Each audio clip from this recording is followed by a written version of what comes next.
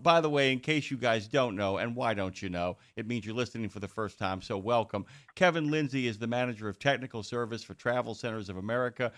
Brake inspection week is coming up soon, my friend. And so maybe we should find a little time to talk about, I don't know, making sure that when your brakes get inspected, they don't need maintenance because you actually maintain your brakes. How you doing?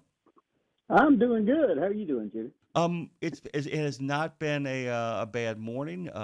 We're going to have sound designs for this show next week. We got Dave's new sound designs for his show yesterday. So everything is coming together slowly but surely over here at Road Gang Radio. So let's talk a little bit about brakes at a basic level. Let's just talk about, not, I mean, we understand the importance. It's an obvious importance, but they really are along with your tires such a crucial thing to kind of really stay on top of because when they go wrong, they really go wrong, correct?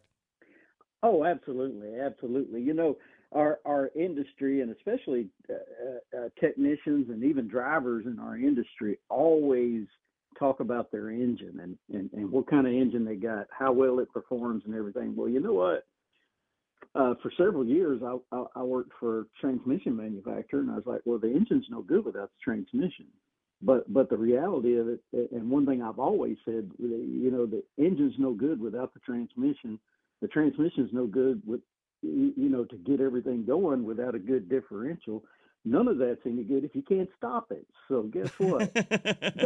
Everything's important, just as important as the next thing, or it wouldn't be on the truck, right? So it's, It does occur but to me though. It does occur to me, and by the way, absolutely everything is interconnected, everything everywhere all at once. But the biggest thing, it seems to me that if you begin, Dean Croak, who has been listening this morning, he always says he always really kind of starts with his tires.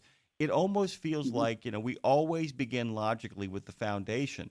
And our tires and our brakes are really the front line for what happens next. Because everything else, when it goes wrong, shuts you down. When those two things go wrong, when your brakes and tires go wrong, when your brakes go wrong, that's when you really end up in a pretty accelerated fashion in the ditch, sometimes on your side, right? Absolutely, absolutely.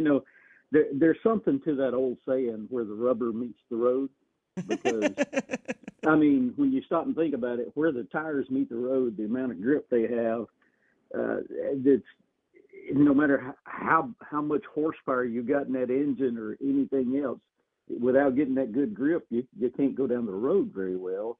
And that grip is also necessary for braking action to work properly as well. So, again, so much of it all intertwines with itself, right? So, uh, you know, not one part is that much more important than another part, but stopping is a very, very critical part of the truck. So, I wanted because a lot of people look at it as an 80,000-pound missile going down the road.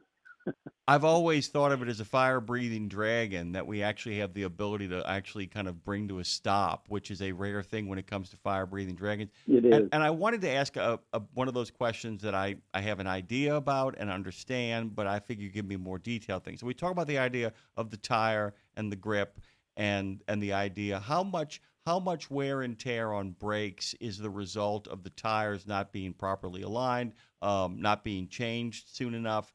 How much wear and tear can happen in regards to brake maintenance because of the lack of care for tires. And am I making sense? Yeah, yeah. No, you're making perfect sense because I mean, um, it's almost like a symbiosis, right? They really do have to work together to stop the vehicle, which is the ultimate goal. But when you really look at it and break it down, you know, uneven tire wear, the different tread depths on one side of the same axle versus the other side, that's going to create some issues with the braking system, not only from a standpoint of when you step on the brakes as far as stopping and the way it stops, because it's naturally going to try to turn that axle some because you got one wheel end that's actually rotating, at less revolutions than the other. But when it does see that, you still have the analog brake system, which is looking at wheel speed sensors on the end, and it don't care the size of the tire that's actually on the road. It just knows how many revolutions it's doing. So what it does is it actually sees one end, slowing down faster than the other end. Well, to ABS, an ABS computer, when it sees that, it's like, oh, I have a brake trying to lock up.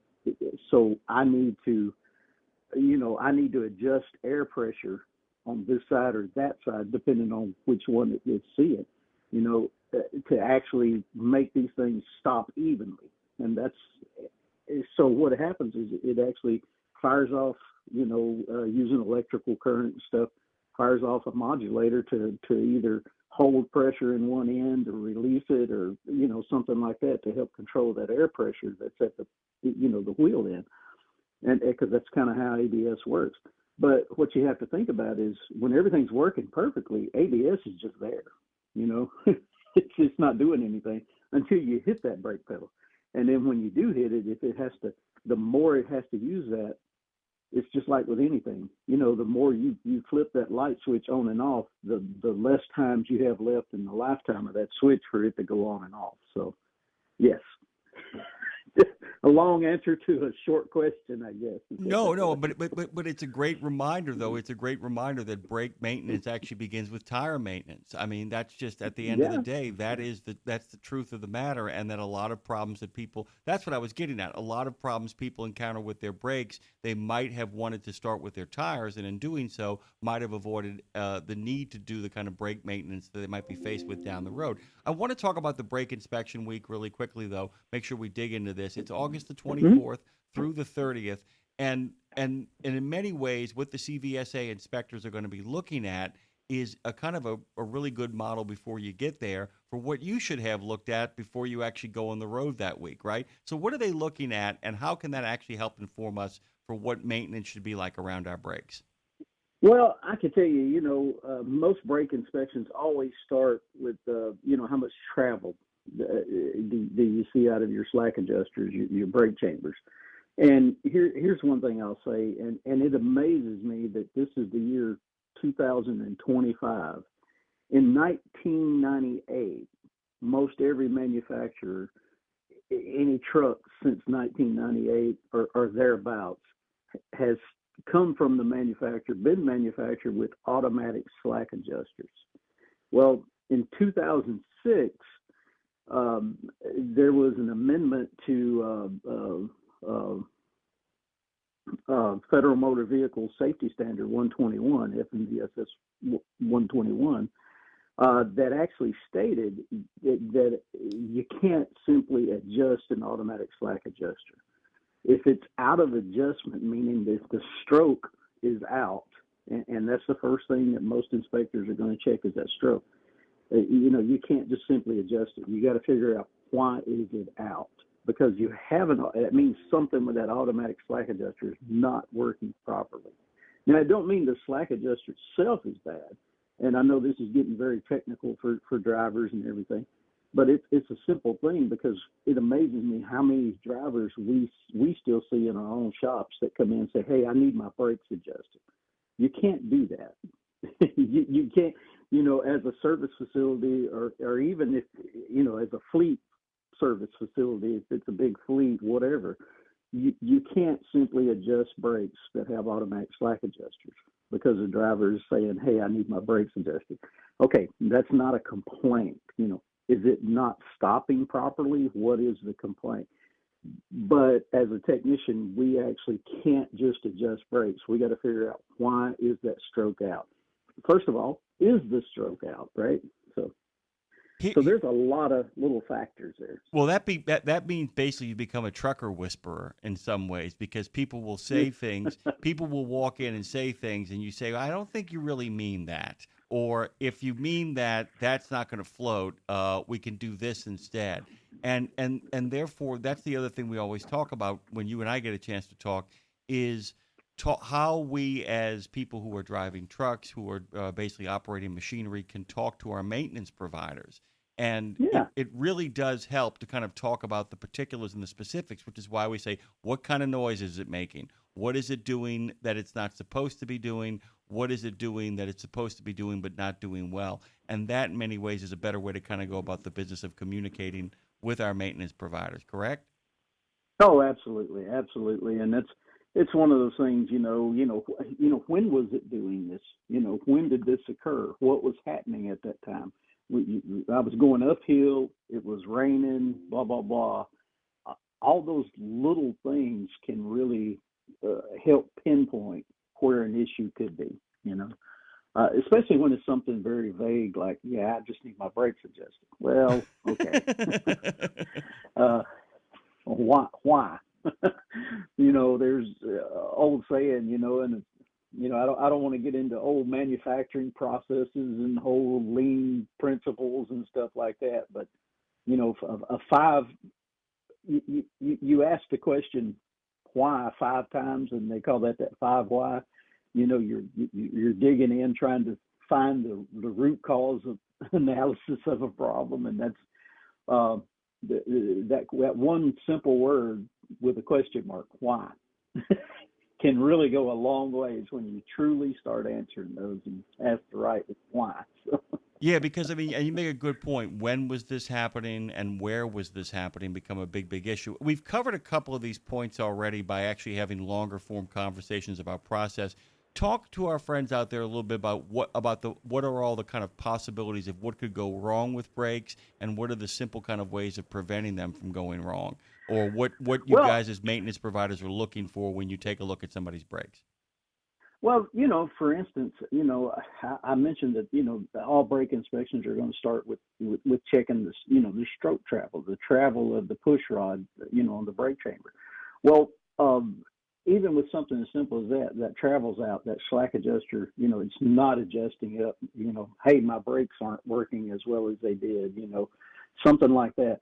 Well, when we look at that, I have seen just a quick little story. I saw it. Now this was on a motorhome, not on a tractor, but it could happen on anything. But the motorhome was like had been built 2 years prior and sitting on a lot, brand new. Somebody buys it, and they start down the road. It won't stop, or don't stop very well at all. Get to looking at it, and every one of the brakes were out of stroke. Well, why? But simply because on a slack adjuster, there's a little clevis pin in there, and every time that the brakes are applied, it moves. Well, that clevis pin has to rotate in order for the automatic adjusting feature of that slack adjuster to work properly. So if that clevis pin even freezes up, and it's just a little pin in there with a little cotter pin in the end, but if that freezes up, it may not adjust properly. So little things like that are really where you start. Hey, brakes are adjustment. Hey, can I turn this? As a technician, and that's what I tell guys. Hey, and make sure you can turn any clevis pins on that slack adjuster by hand. When the brakes aren't applied, when there's no pressure on it, whatever. Because it should be able to rotate. If it can't rotate, that could be the problem. So I mean, little things like that you can find. And that's something, even a driver as you're walking around, or if you're one of those drivers that likes to slide underneath, your truck or your trailer and take a good look at everything, maybe do your own maintenance, with a grease gun under there, feel those things. Those are little things you can do that could really help yourself, in the long run with stuff like that. So.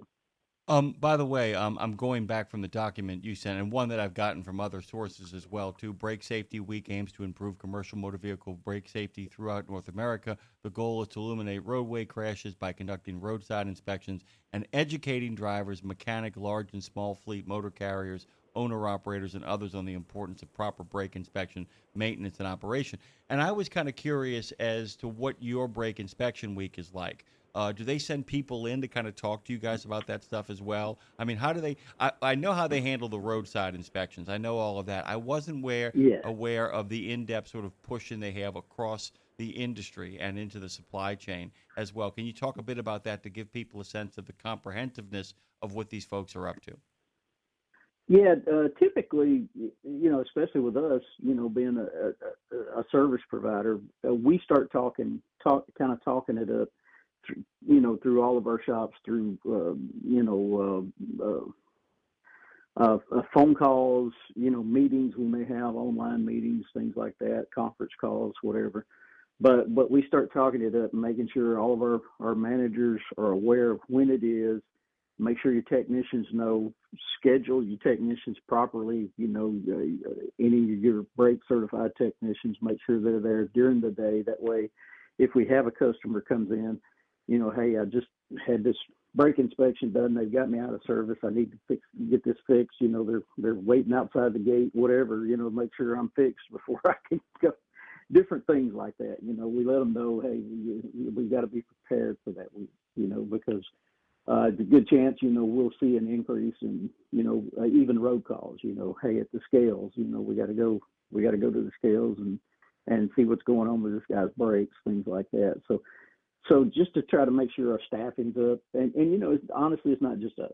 Any service provider that's out there, especially that performs road calls and things like that, they're going to step it up for that week and try to schedule, because we know the inspectors are out there. They're going to find issues, right? So that's what they're out there for. They want to find those issues. So.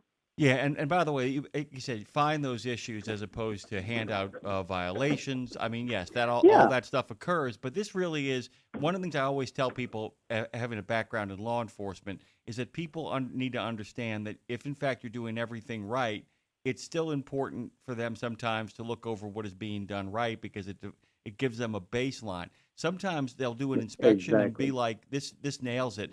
And you'll notice that there'll be two inspectors on the scene, one of whom is just getting up to speed. This is a training opportunity for them too, Oh, absolutely. which is Right. why people should be really, really kind of easygoing about this when it in fact occurs to them. I wanted to talk about the PBBTs, and I wanted to talk about when they get that data, when they look at it, does that inform you guys as well? When you look at all the kind of when their results come out, does that help inform what TA is up to in regards to providing maintenance and understanding of what to look for?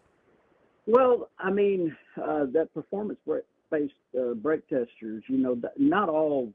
Uh, I would think that most every state has, at least one setup of that they'll use, but not every inspection you have, or they're not going to have that, because that piece of technology is rather expensive.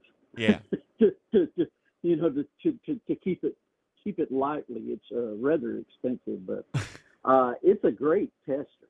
I mean, it really is, because they can even, with that machine, when they put that on there and test your brakes with that performance test with that machine. It can indicate, hey, this side's braking harder than this side. It allows them to dig a little deeper. Not only that, but it helps them with, statistical analysis, like you said, training, if they got new officers that are there performing inspections and stuff like that. But not only that, but as far as it can give feedback, not just to the fleets, but to service providers like ourselves about, hey, 52% of the trucks we found had this issue. 25% only had this issue. So which can help guide the industry into the direction of, okay, we need to be looking at these things a little closer, obviously, right? So. Yeah, I mean that really is kind of the core of the situation is kind of understanding what the week is all about so that you're ready for it, but also understanding that Yeah. they're really, like I said, this isn't a manhunt, this isn't a crime sweep, and this isn't an opportunity to make a lot of money out there, in regards to like scooping people up and imposing fines and all that kind of stuff. It really is an attempt to kind of. It's also about developing policy too, because the more they see of one thing. Uh, they're able to issue a report saying these are the basic problems, and if you guys look at the report, say, okay, now we can talk to the people that we provide maintenance for with this is what's happening out there. This is what you have to look at. I was kind of curious as well too in regards to the management. there are two kind of elements, well, three elements to maintenance. There is the maintenance you can do yourself. There is the ongoing maintenance, like checkups at the doctors, and then there's the you screwed up, you didn't check your stuff, and now you got to get it fixed. Although you could also put in there, accidents happen. Yeah. And you talked a little bit about what people can do, before they ever come to see you. What is kind of a good strategy in regards to your own sort of maintenance of the brakes? How do you do your own inspections? What are you looking for? If you, in fact, are somebody, before you go into the shop, not only is it good to say what happened and where it happened, but I also saw this. I mean, nobody expects these men Yeah. and women to become complete brake experts, although I know a No. few. But what can they look for to help Yeah. you do your job? Well, I don't know about nowadays, but I know used to way back in last century. I'll just say that last century when the CDLs first became a thing. When I got my CDLs, there was a lot just on the written test Yeah. about air brakes, which honestly, as a technician, I already knew, but I remember thinking when I took that, man, how do these drivers know these things? Where are they learning this from? Well, it was in a book that you could study for, different things like that. And of course, nowadays I know it's all a little bit more concentrated, compacted, things like that. But to kind of, I didn't mean to get sidetracked there, Jimmy. That's But okay. it was But just a that's what thought took that, me off in that's the weeds. So. that's what maintenance does, though. It gets us a little sidetracked. I mean, that's It does. exactly It it. does. You have to. I mean, you have to kind of know this. It's like you can't have an ongoing relationship with a maintenance provider if, in fact, you don't know what it is they're performing maintenance on. Then it just turns into gobbledygook. Like, yeah, do whatever you have to do. And for every Yeah. legitimate group of people like you, there's always somebody that walks out, looks at your truck, and says, "Yep, that's gonna run you." I mean, Yeah. I mean, that's it. Well, and another part of that is, as most of us as service providers, we offer, DOT inspections. One of the biggest confusion points I see from drivers and honestly from a lot of fleets is that, hey, we just went through a brake inspection. I just got a DOT inspection at your place last week. And then I got put out of service here. I had a CVSA inspection here and got put out of service. Why did you not find it on the DOT inspection? Well, they're two different inspections.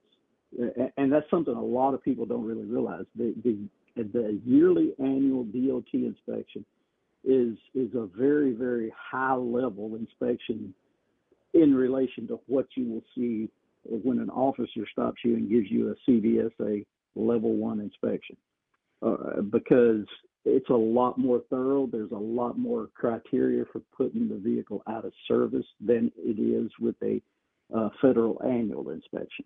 So it's really difficult to get people to comprehend the difference between those two inspections.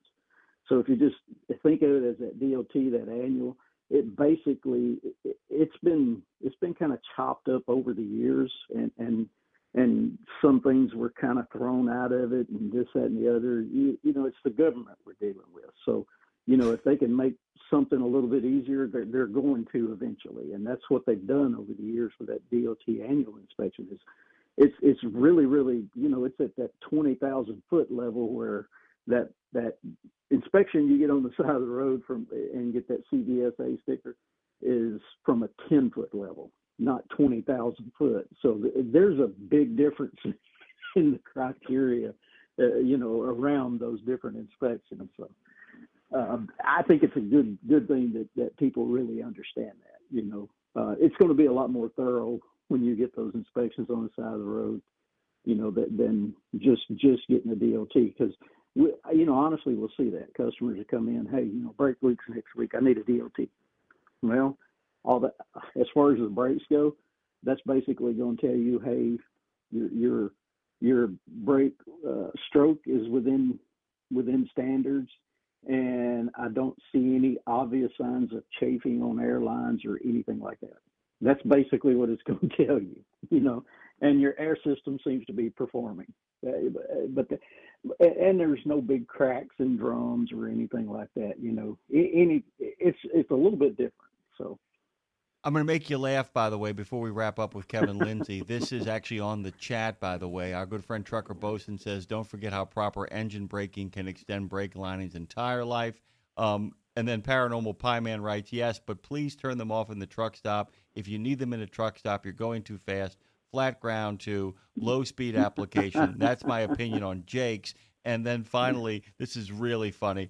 Beach Bum says, when you spend way too much money on chrome and have an extended wheelbase tractor for no reason, and you have no other reason for everybody to look at you, you have to leave on your Jake brakes. Laugh out loud. And, of course, that set off a lot of laughs there. I thought you might get a kick out of that. I did, too. I'm like going, Yeah. I've got to wait for the right moment to kind of jump in. But to go back to Trucker Bosun's point, sometimes actually driving properly can really extend the life of your brakes, and we need to remember that. Absolutely. Oh, absolutely. It's a huge part of it. It's think about it like this. There's so many drivers out there, especially owner operators, so concerned with fuel economy, right? I mean, for as long as I've been in this industry, tires and fuel, that's always been the top two costs, in trucking, so everybody concentrates on that fuel economy. Well, think about brake economy. How can I make my brakes last longer? And you can do that by increase fuel economy at the same way, just by driving habits, right? So, easy on the throttle, easy off the throttle, easy on the brake applications, things like that. So pay attention, right? That's a big part of it. Yeah, just drive better. Straight up drive better, by the way. That's how you maintain maintenance around here, guys. Drive better. Kevin Lindsey, of course, is the manager of technical service for Travel Centers of America. Kevin, thank you. It always goes by so amazingly fast. I really appreciate that. Thank you, sir. Hey, my pleasure. Everybody be safe out there.